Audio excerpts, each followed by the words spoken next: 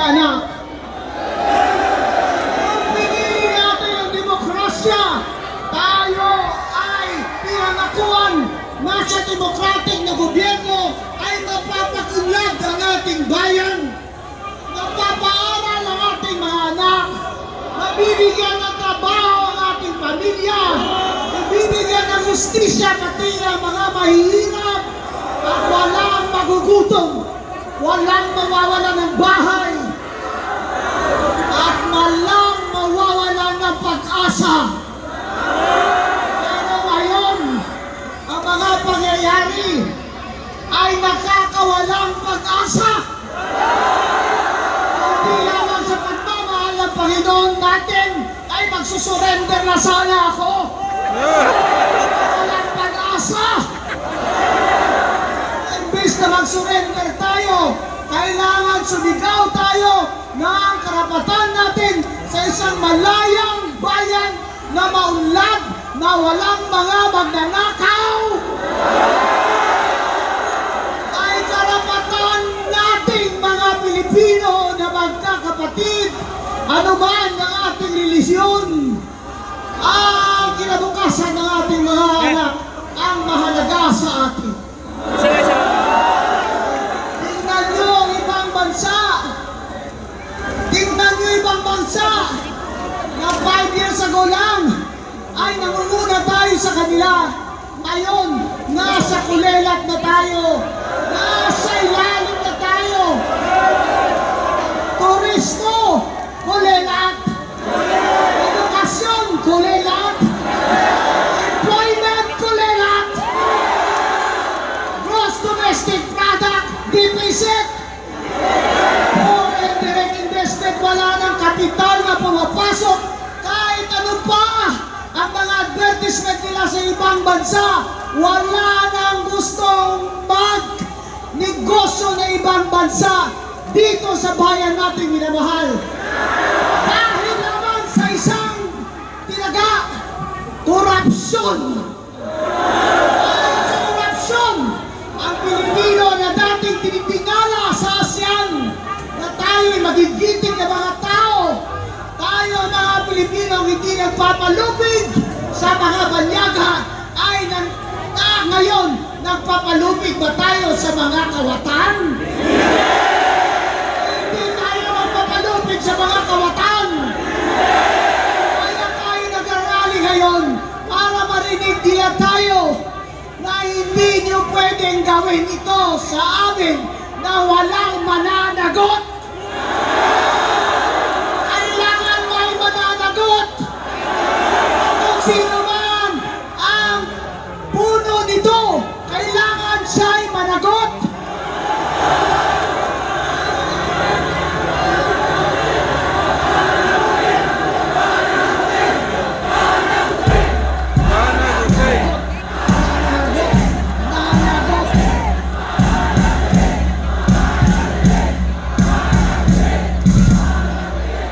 Matagal na ako dito sa buhay na ito. Matagal na rin ako sa politika. Sa tiyan pa lang ako ng nanay ko. Nag-commissioner na ako sa Comelec. Ngayon lang ako nakakita ng gobyerno at Congress na puro magnanakaw.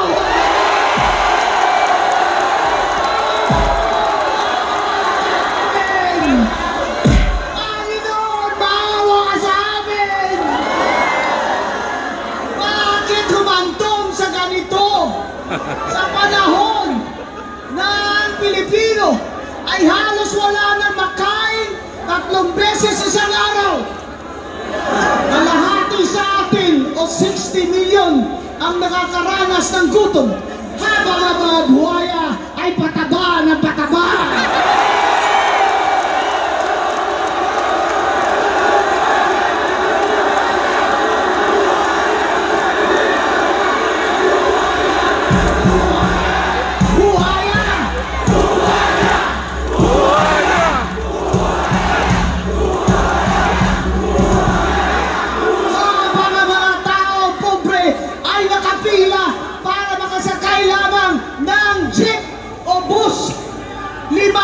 Hanggang makauwi ang mga buhaya ay naka-helicopter.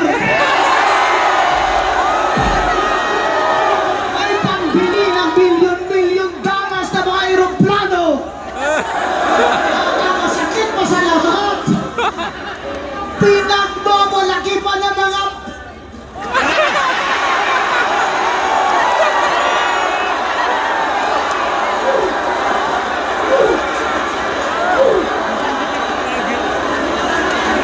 pinagmamalaki pa ng mga anak nila. Yung mga gamit nila, kotse nila, relo nila, ang bag nila, nasa isang bag lang ay makakapag-aral na ng 5,000 estudyante. At saan galing yan? Lahat yan galing sa atin. Mayaman na mahirap nagbabayad ng tax. Sasakay ka ng tricycle, ang tricycle driver ay babayad ng tax. Bibili ka ng grocery, may tax. Bibili ka ng gamot, may tax. Bat sila ng bat. Ang isa dyan, tawagan niyo na talagang Batman.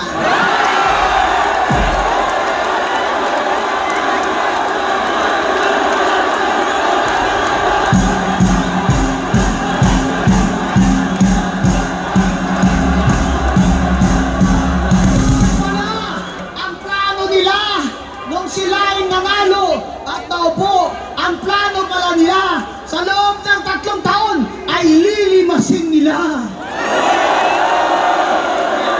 ang bayan. Habang tayo'y naghihirap, habang Pilipino ay nangangamatay dahil wala man lang pambayad sa doktor at sa gamot, namamatay ang mga bata dyan sa Philippine Heart Center dahil hindi napapaopera sa puso, habang ang mga buhaya ay wala nga ba silang puso?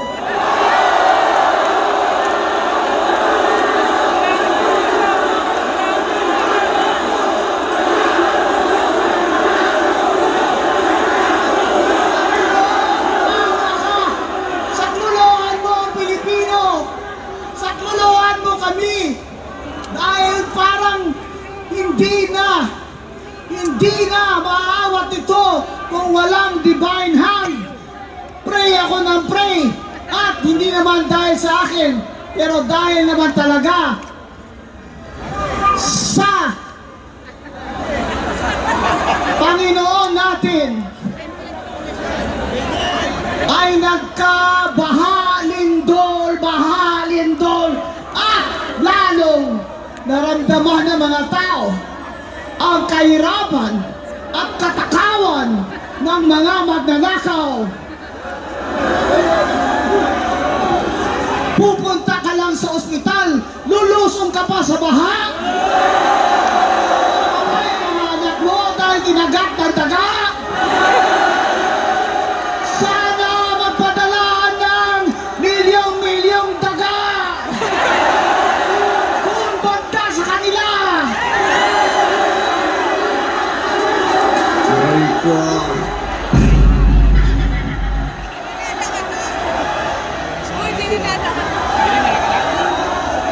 Kailangan po ang taong bayan ay mag-ingay na.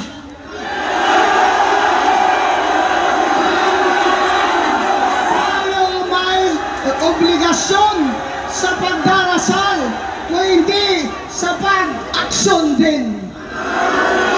Kailangan ninyo sa libro ni Joshua, 7 araw, inikot-ikotan ng mga tao ang Jericho. 7 araw. Ikot. Jericho. Sa ika-7 araw, sumigaw ang mga tao.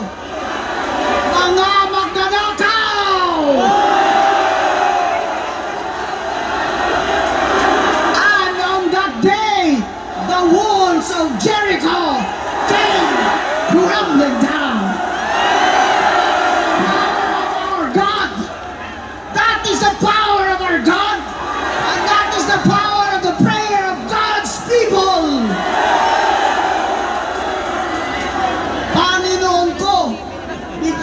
kami ng sapat na lakas na ipatuloy itong aming mga hinanaing at malipol na po sana ang kasamaan dito sa gobyerno sa Pilipinas.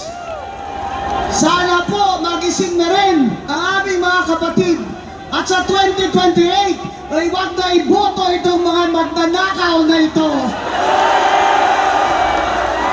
Mga kapatid, mga kababayan, alang-alang sa ating mga anak na 3 taon pa pag ganito at walang mananagot ay walang pagbabagong mangyayari.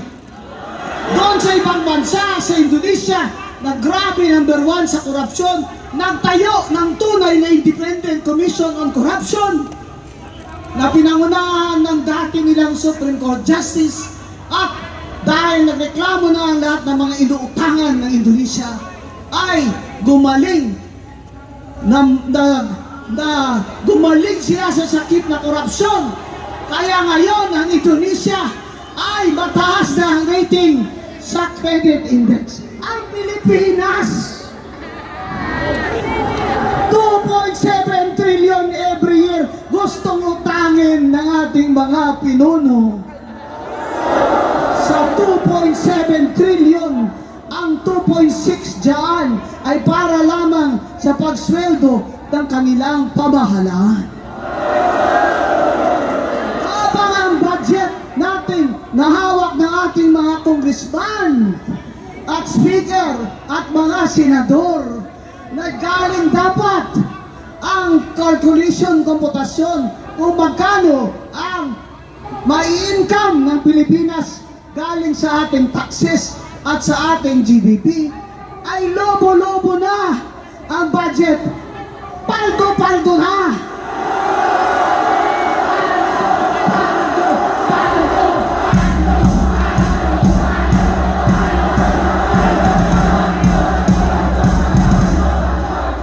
Paldo na, Congressman.